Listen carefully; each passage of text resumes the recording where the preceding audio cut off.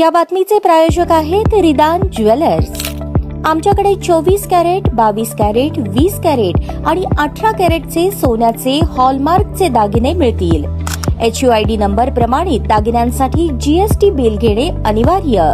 100% resale guarantee. इतकेच नव्हे तर प्रत्येक 10 ग्रॅम सोने खरेदीवर 10 ग्रॅम चांदीचे नाणे 20 जुलै 2024 पर्यंत अगदी मोफत। ग्राहकांसाठी विशेष रिदान गोल्ड योजना। ग्राहकांनी सलग 11 हप्ते भरल्यावर 12वा हप्ता आम्ही भरणार। त्याची रक्कम 1000च्या पुढे कितीही। मजुरीवर 50% सूट देखील मिळेल। पत्ता रिदान jewellers, 133 new तिरेगाव, Chandni Chowk, forest, Solapur.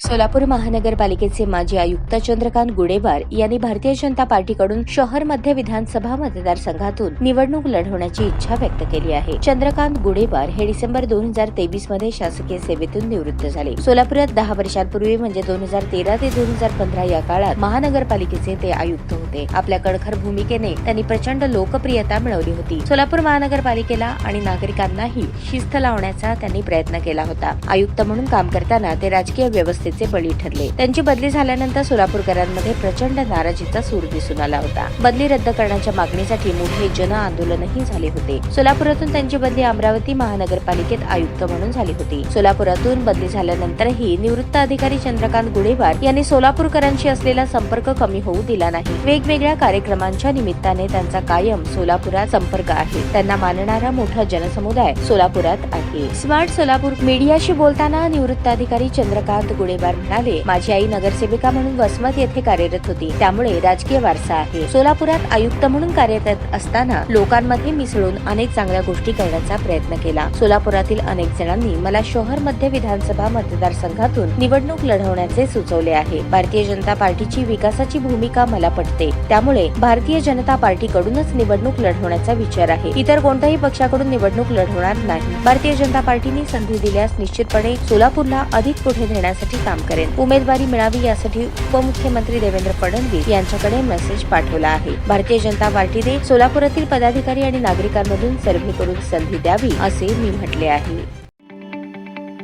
ताज्या बातम्या पाहण्यासाठी प्राईम महाराष्ट्र न्यूज चॅनलला सबस्क्राईब करा।